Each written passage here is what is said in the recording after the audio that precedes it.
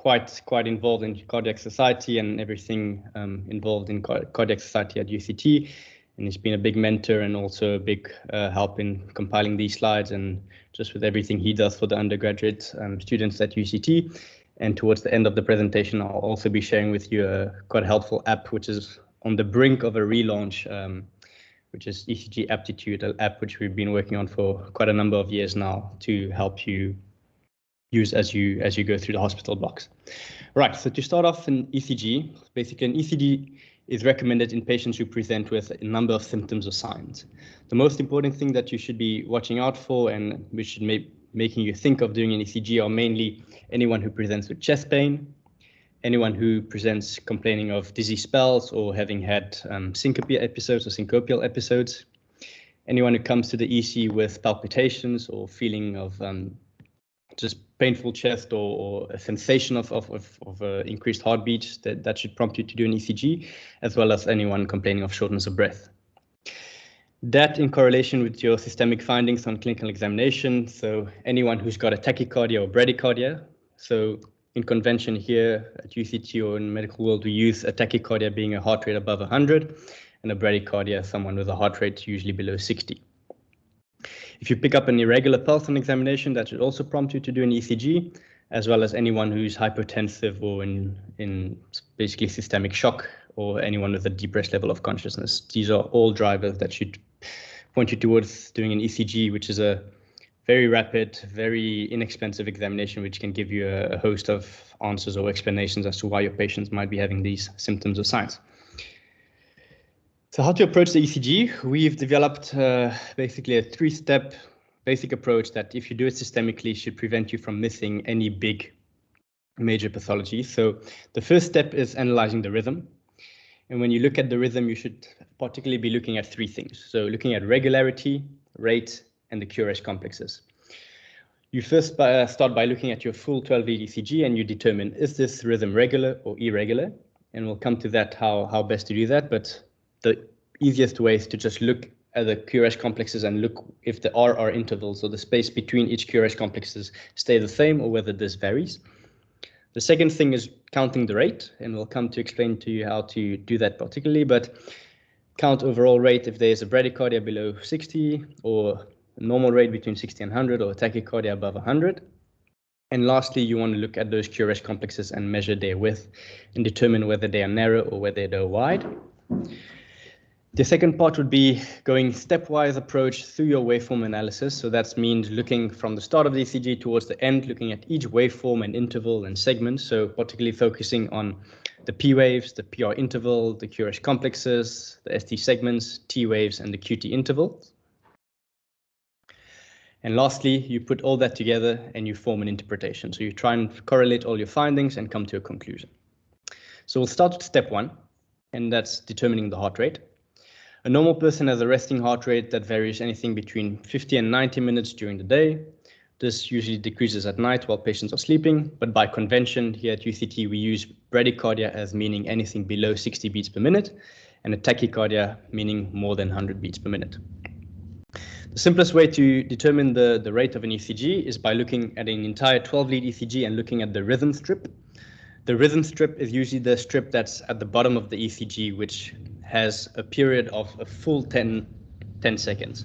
So one way to calculate the rate here would be to count each of these complexes, these QRS complexes. So you would go and count 1, 2, 3, 4, 5, 6, 7, 8, 9, 10, 11, 12, 13, and you would multiply that by 6 because this rhythm strip correlates to 10 seconds, and then you'd come to your rate, which would be in this case 10, 60 plus 18, 78 beats per minute.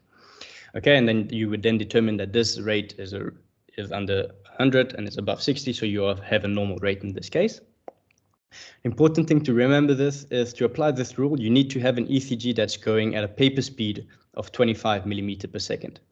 Now, most of our machines here are calibrated to this rate, but if you go overseas, for example, to Germany, or if your particular ECG machine you're using might be out of calibration or might be using a different preference, you might have a paper speed that differs to this. So always important to check both the calibration in terms of paper speed, as well as the voltage here, which indicates 10 millimeters is equal to 1 millivolt. So if those apply, then you are able to use this rule to just count the number of QRS complexes and multiply this by 6. There are varying methods which other people do use, which are kind of snapshot diagnosis or a snapshot way of calculating the rate. That is by looking at the number of large blocks in between QRS complexes. And a way to do this or to calculate this would be that for every block here, you would divide the rate between the RR complexes by the number of large blocks. So for example, ideally you would have an ECG which is firstly regular, which is not the case here. But let's take these two complexes, for example. You would count the number of big blocks here, and roughly you have 1, 2, 3 large blocks and a little bit. So you would take the number 300, divide by 1, 2, 3, and that would give you a rate of about 100. However, this rule is quite inaccurate and also requires you to have a fully regular ECG, which is not the case here. If you want to be more accurate and still use this rule, you can use the number 1500 and divide it by the number of small blocks on the ECG, but that becomes quite tedious, and the simplest way is just to calculate or the number of complexes in the entire rhythm strip. So that's how to calculate the rate. Secondly, here's just a quick example of a QRS complex, as well as the P wave, QRS complex, and T wave. And another, just by convention here, just to show you what the full leads on the ECG are and to look at their orientation. These are what we call the limb leads here, basically 1, 2, 3, and then the augmented leads, AVL, AVF, and AVR. A nice bonus to have is if you kind of over time start to learn where these leads are orientated or what roughly their directions are, so that you know that, for example, lead 1 is at 0 degrees, that lead 2 is at 60, lead 3 is at 120, and then the augmented leads are at -30, 90, and -150 respectively. These are just useful in indicating, for example, directions on the ECGs. For example, we call these the inferior leads, 2, 3, and AVF. The lateral leads, for example, we call 1 AVL, as well as the chest leads or the precordial leads, which are V1 to V6. And then you also have AVR, which is going in usually the opposite direction to the normal cardiac axis, which goes from usually top right to bottom left here at the 60-degree leads, towards the 60-degree leads. Another important or easy trick to remember is that on the ECG itself, you usually have this orientation. So lead 1, 2, and 3, and AVR, AVL, AVF on a normal ECG, which you'll see in the hospital. And a nice thing to remember is that lead 1 is perpendicular to lead AVF, lead 3 is perpendicular to lead AVR, and lead 2 is perpendicular to AVL. And if you want to do the maths, you can compare these leads and then do the calculation for yourself. But that is usually the case, or always the case.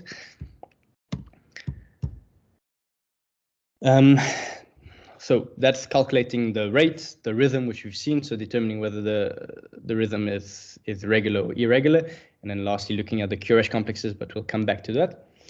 Our second step is looking at the waveform analysis, so looking at the first wave on our ECG, which is the P wave.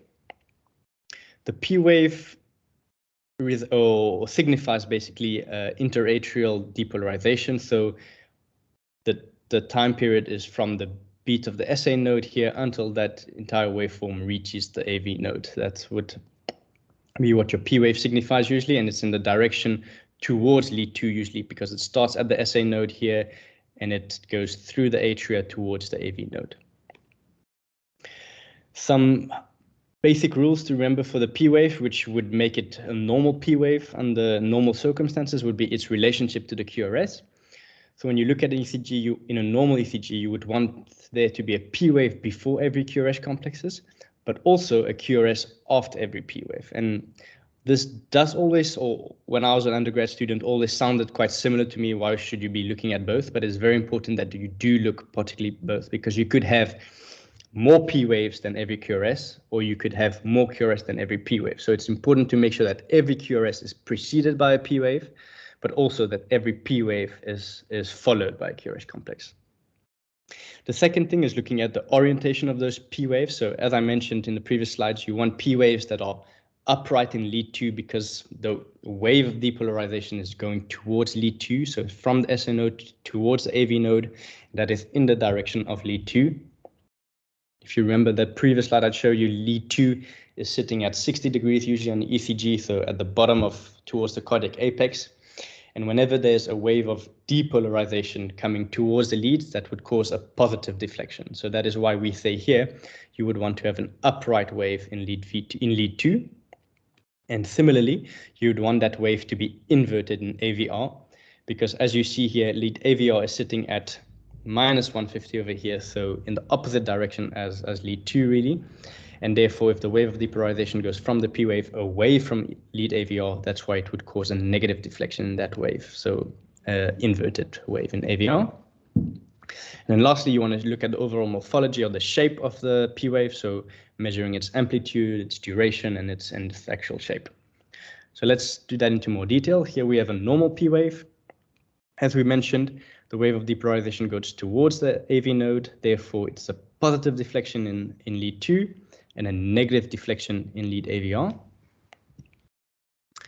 Another interesting wave lead to look at the P wave would be lead V1. So as I mentioned, V1 is one of those chest leads or precordial leads. And this one is in a direction quite perpendicular to the wave of depolarization. So you have an initial positive deflection of the P wave in lead 1, and that usually signifies this or is shown by this wave of depolarization that goes through the right atrium that causes that initial positive deflection. And the second deflection is the wave of depolarization going through the left atrium, so going away from lead V1, as you can see here, and that causes then, of course, a negative deflection.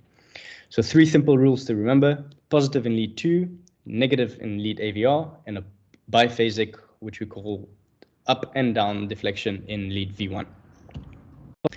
Second one is looking at the shape and its morphology. So you want P waves to generally be round, and the rule here is that they should usually be less than 2.5 millimeters high and less than 120 milliseconds wide. So 120 milliseconds here would be less than 3 small blocks usually. And also you want to have 1 P wave, as we mentioned, for every QRS complexes. So in this case, you have a P wave before every QRS complex, and every P wave is followed by a QRS complex as well. So here we can safely say that this simply signifies a normal P wave.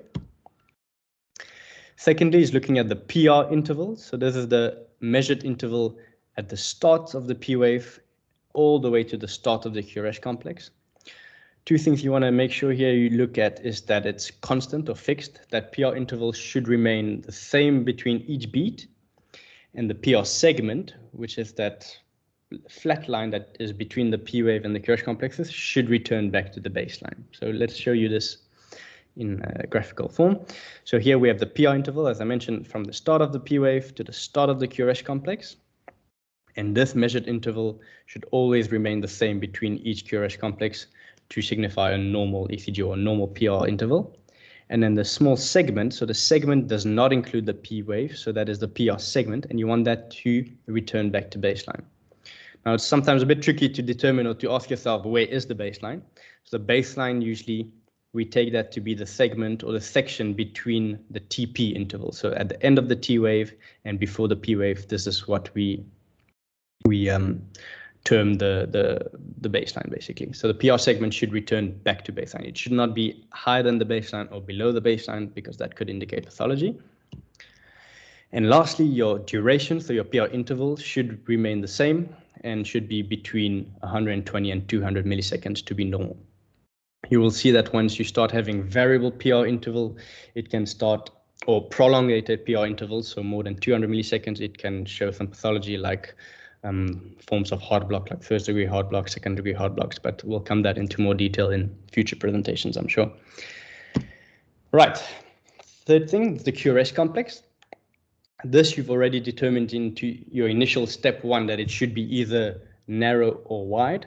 A normal narrow QRS complex should be less than 120 milliseconds. So whenever I talk about milliseconds on ECG, every small block is 40 milliseconds. So less than 120 should be less than 3 small blocks. If you have a width that is more than 120 milliseconds, you should then go and assess the morphology. So looking at the shape or the waveform of that QRS, because you want to be assessing for things like bundle branch blocks, like escape rhythms, everything that's not normal, basically. Secondly is something we call access. So this can often be quite tricky for students, but we'll try and simplify that and try and show you a quick and easy way just to determine whether there's a normal access or not. Thirdly is looking at the voltage or the size of those QRS complexes, as well as its progression from the lead V1 all the way to V6. And then a few extra things such as looking at premature complexes, escape beats, escape rhythms, stuff like that, but not the most important for now. So here's a normal QRS complex, and then I will just go through the naming convention that we use for QRS complexes. So the first downward deflection of a QRS complex is what we call the Q wave. The first upward deflection is what we call the R wave. And then the second, or the downward deflection after the R wave, is what we call the S wave. And you might see here that some are lettered with diminutive or small letters, and some are with capital letters. Often that just refers to the amplitude. When it's a small wave, we use a small letter Q. When it's a large wave, such as the R wave, here we use a capital letter R. And this can sometimes vary depending on the amplitude. So for example, here we have a small R instead of a large one, as in the previous example. So we term this a R wave because it's the first small deflection and it's used a small letter. We don't have a Q wave here, therefore this is not a QRS complex, it's technically an RS complex. And then we've got a large negative deflection following the first upward deflection, therefore we would term that the S wave. So this is a RS complex. Similarly here, it resembles a lot the example here on the left. However, the first upward deflection is quite large as opposed to this one. Therefore, we would use a capital letter here to name it. Another small example here. So initial first upward deflection is a positive deflection, therefore an R wave. It's quite small, therefore we use a small letter. The first negative deflection after the R wave is small as well, so a small letter S. And then you've got another upward deflection, which is quite large. So this one we would call R prime. And it is quite large, therefore we use a capital letter. So this is an RSR complex. And then lastly, another example which we have here is a complex that doesn't have any R waves at all. And these ones we would term QS complexes because they've got an entire downward configuration. Secondly, here we're just looking at QRS morphology and how they differ looking at the precordial leads or looking at lead V1 to V6. In a normal action potential throughout the cardiac cycle, you have the action potential which has now reached the AV node. It's gone through the internodal conduction delay, and it's now going to be propagated towards the ventricle. So initially down the bundle branches until it reaches the cardiac apex, and then upwards towards the back towards the base of the heart through those Purkinje fibers. So the initial depolarization we get is actually it's between the bundle branches, and it's usually from a left to right direction. So from the left towards the right bundle. And as you see here, it goes towards the chest leads, which are mainly lead V1, V2, V3. And as we mentioned before, a wave of depolarization coming towards those leads causes an upward deflection. And as you can see, the bundles are actually quite small in comparison to the entire muscle wall of the ventricle. Therefore, it only causes a small deflection. And because it's going towards V1, that's why it's positive in lead V1. And because V6 over here and V5, because it's going in the opposite direction as those, it therefore causes a small downward deflection. So it's quite nice to have this in mind, just to understand what those morphologies look like and why the QRS complexes differ in morphology between the different leads. It's a nice way to understand it. Secondly, once you've got that depolarization that has happened towards the left and towards the right bundle branch, you get this propagation out towards the cardiac apex. So this is quite a large deflection that it causes on the ECG, and it goes usually towards V3, V4.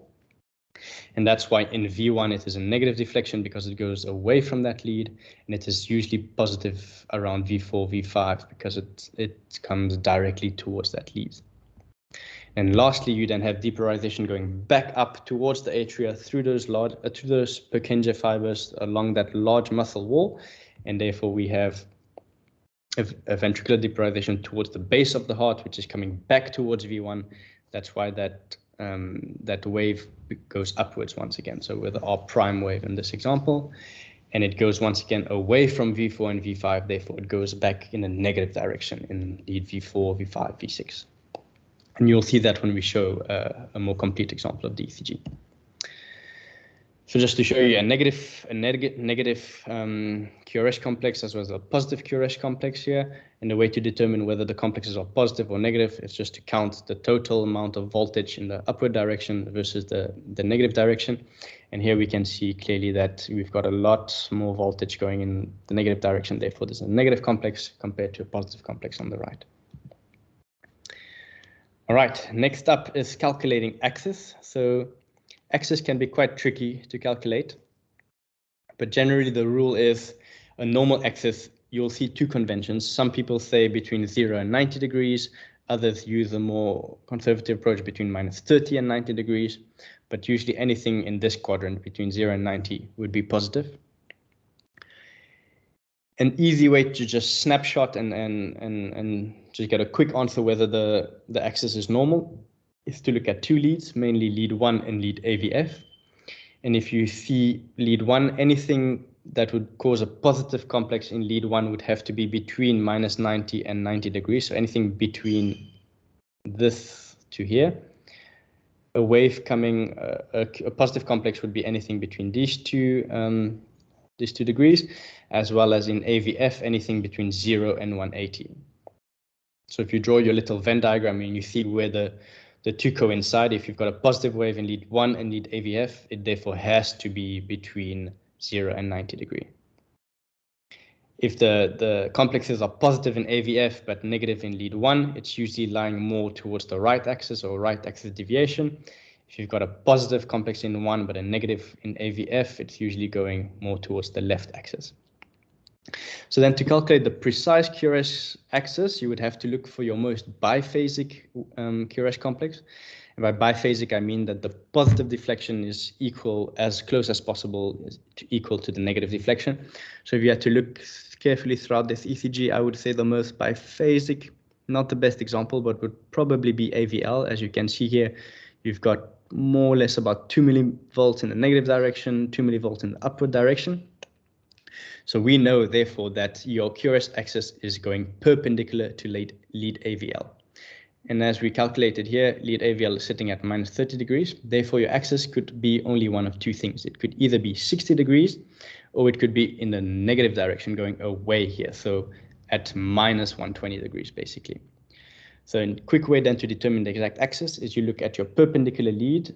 As we showed you earlier on the ECG here, AVL is perpendicular to lead 2 when you draw your cross. And here in lead 2, we have a predominantly positive complex, because if you look here at the baseline, you've got a larger upward deflection as opposed to a negative deflection. And this upward deflection then shows you that this is a positive complex, so that the lead comes towards lead 2. Therefore, the axis is, in this example, 60 degrees. So quite tricky to do this, but as you continue to practice reading ECGs, it will really become second nature and you'll be able to spot this immediately.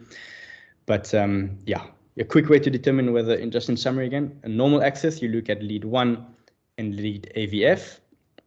And you see here that it's predominantly positive in lead 1, predominantly positive in lead AVF. Therefore, you already know that you have a normal axis. And then to calculate the precise axis, you look for the most biphasic wave. In this example, lead AVL is the most biphasic. Therefore, it goes perpendicularly to lead AVL. And what we have perpendicular to AVL is lead 2 when we draw our cross. And you have a positive complex in lead 2, therefore it's coming towards lead 2. Therefore, the axis here is 60 degrees. I can go through more examples later if anyone has any confusion over this.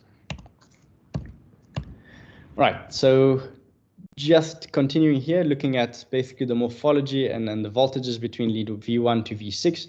As we showcased you earlier, we have this in lead V1, V2, usually this early upward deflection, just which shows the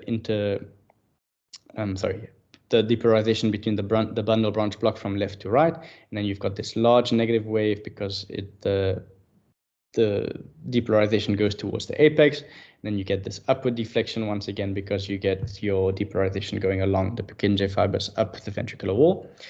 And usually we have the QRS complexes switching or transitioning, what we call the transition point, from a predominantly negative complex towards a positive complex, usually around lead V3, V4. That's what we call a normal transition. You can also have later transition where the transition happens between V5 and V6, or you can have it earlier between V2 and V3. Just depends on the pathology and what ECG you have in front of you. Second to last would be looking at the ST segments.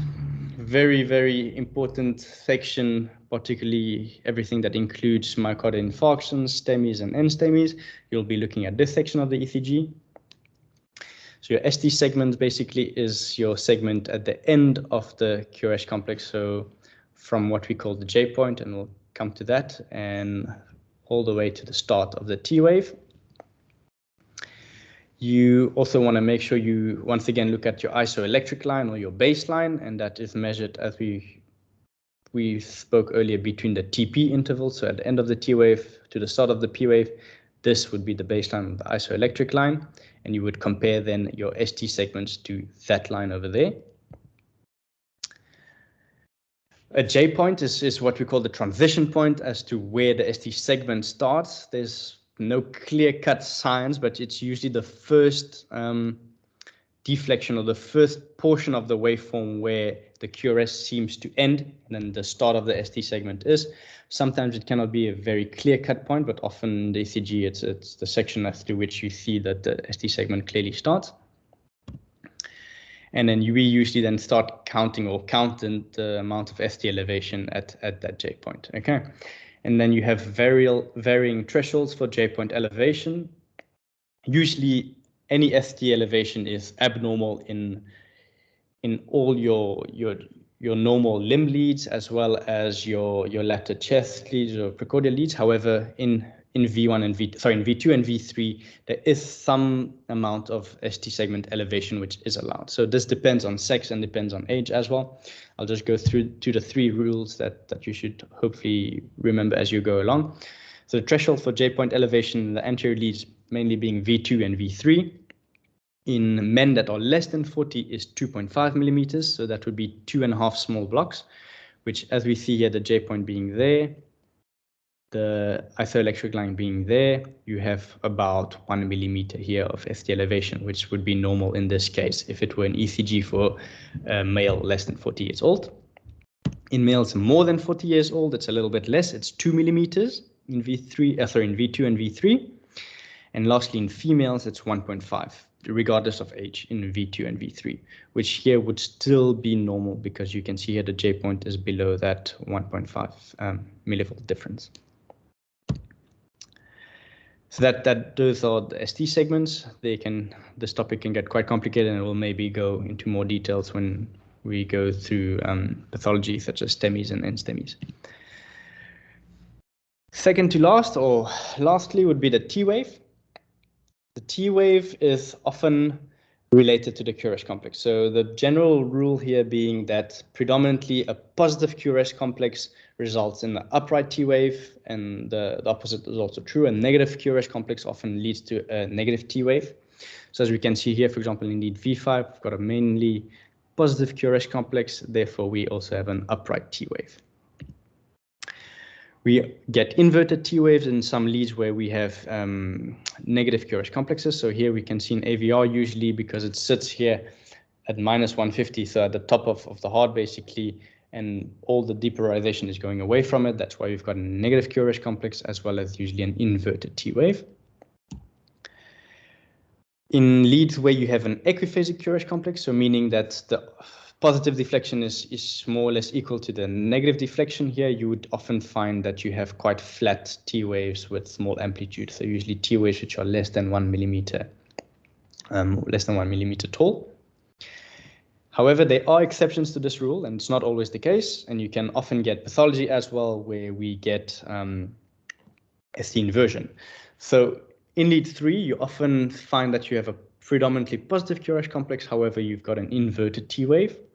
Similarly, in lead 2, often you still have a negative QRS complex. However, the T waves becomes upright already, even though it is predominantly a negative QRS complex. And this is often normal in these 2 leads, so in lead 3 and V2.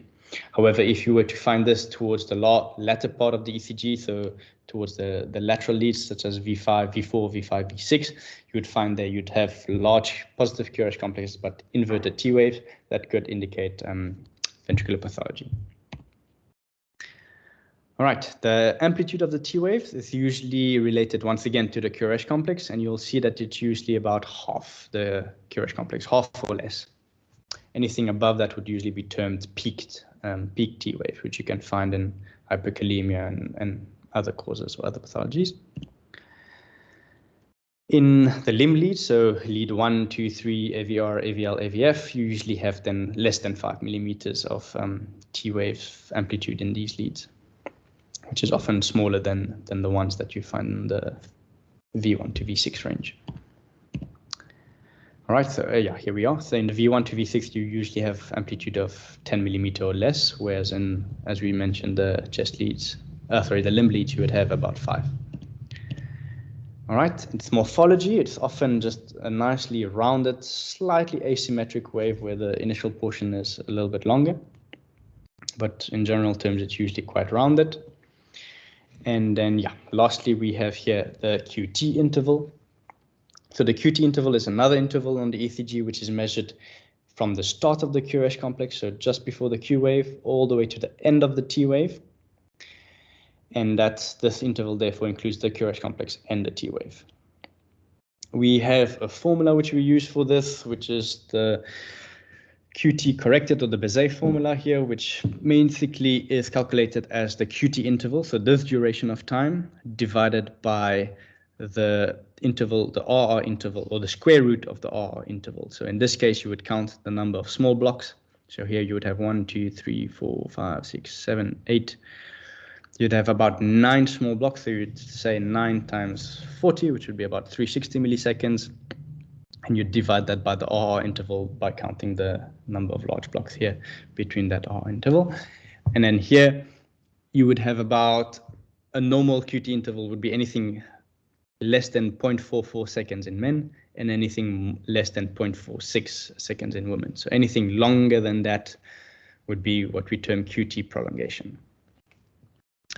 All right, and then that concludes just the basics of a normal ECG. And I want to refer you to an app we have, which is called ECG Aptitude, which is currently available on the Google Play Store and on the Apple App Store. It is quite outdated currently at the moment because we've really been working on a new version for the past good few number of years. All the content has been revamped quite a bit. We have brand new interface, which is newly designed, which works very, very smoothly as opposed to the older version. And we also have a number of languages which this app has been completely translated into for any international students or people in other African countries. And that will be launching shortly, but I'll refer that to Dr. Shalfiliun, which will definitely announce that quite soon to come. All right, so that's everything from my part. If there's any questions, please feel free to ask in the chat or to raise your hand and go ahead. Thank you very much.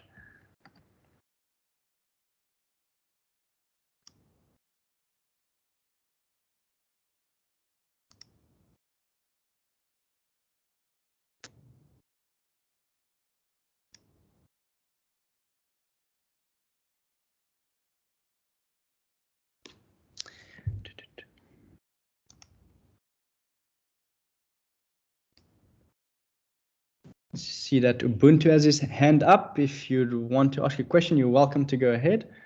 Yes, good evening. I just have a question regarding the axis that you've mentioned. Yeah. I don't understand what this axis is in relation to. Sure. I see the measurements and all of that in the degrees, but what is it in relation to? So it's in relation to basically the direction of the ventricular depolarization. So the direction of your entire cardiac axis. So depending on your orientation of your heart and also any pathologies that you might have, it just relates to what that overall direction of ventricular depolarization goes towards. So the normal one being between 0 and 90. So if you look at your full axis, that diagram we had there, that's sitting in that right lower quadrant. So a normal depolarization should go from, in broad terms, overall from the AV node towards the apex of the heart. In other pathologies where you might have enlargement of one of the ventricles, or you might have a portion of the heart muscle, which is, for example, dead or not working as well, that cardiac axis or that that direction of waveform depolarization might differ, because you might have a portion of myocardium that's dead, or you might have a portion of myocardium that's enlarged and causing or contributing a larger amount of voltage in that ECG. That would then alter the cardiac axis and change the direction of that depolarization. So a bit of a tricky term or a tricky thing to picture in your mind, but often it's something that's quite able to calculate precisely and then can show pathology that way. It's a bit hard to explain clearly. I'm sorry, I don't have a much better explanation, but are you okay with calculating it and understanding how to calculate it, or is it more just in terms of understanding what it refers to? I'd say for now, it's just understanding what it refers to understand the basic concept of what we're working with. Sure. But in your opinion, do you think that such a thing gets easier as you use ECGs and you read them more often? It's definitely that. So the first thing would be simply to understand or to be able to determine whether you have a normal axis or an abnormal one. And as I mentioned, the easiest way to do that is just to look at two leads generally. So just looking at lead 1 and lead AVF. If you've got predominantly positive QRS complexes in both of those leads, you know that it is a normal axis because it's going to fall between 0 and 90 degrees. If you've got abnormalities there where you might have one that's positive, one that's negative, or one that's negative, one that's positive, that would then show towards some pathology or towards an abnormal axis. That's the way I would start if you're quite early on and haven't had much experience. And as you go on, the easiest way to then progress is just to try and find on your limb lead, so purely lead 1, 2, 3, AVR, AVL, AVF, where the biphasic or equiphasic QRS complex is. So meaning which one is the most equal in terms of the upwards deflection and the negative deflection. That's where you would want to start. Don't look at lead V1 to V6 because we don't calculate cardiac axis with that or QRS axis with that. We purely look at the chest, at the limb lead. So 1, 2, 3, AVR, AVL, AVF.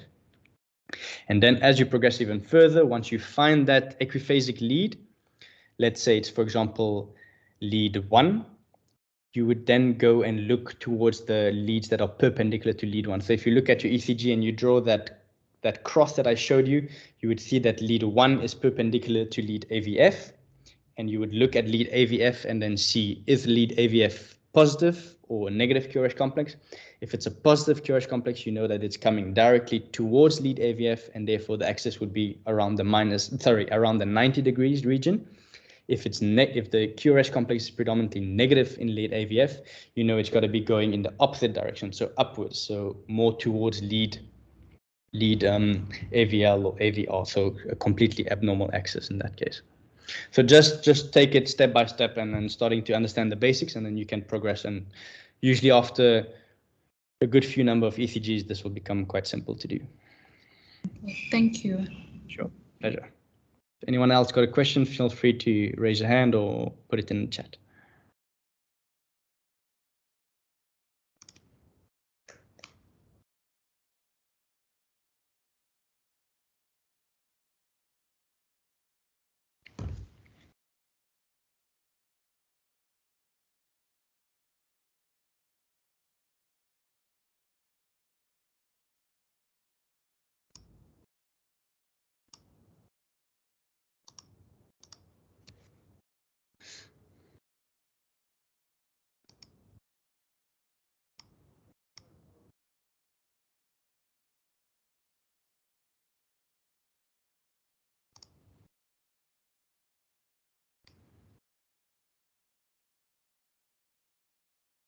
All right, thank you very much, everyone. If no one's got another question, I'll call it a night, and then feel free to watch the recording if you want to refer back to this, or if you've got any question, feel free to email me. I'll put my email in the chat if you've got any questions. And yeah, I look forward to hopefully seeing you all in person, maybe at a future live in-person event for Cardiac Soc or at another Microsoft Teams meeting for other ECG presentations. Thank you very much. Hi, everyone. The Cardiac would just like to thank Dr. Siri for his presentation and dedicating his time for us and making this event possible. Also, thank you to everyone who's joined us today. Be sure to look out for our upcoming events, which we usually announce on our Instagram page. And also, and be sure to join our next ECG event. And have a good week further, guys. Enjoy. Bye.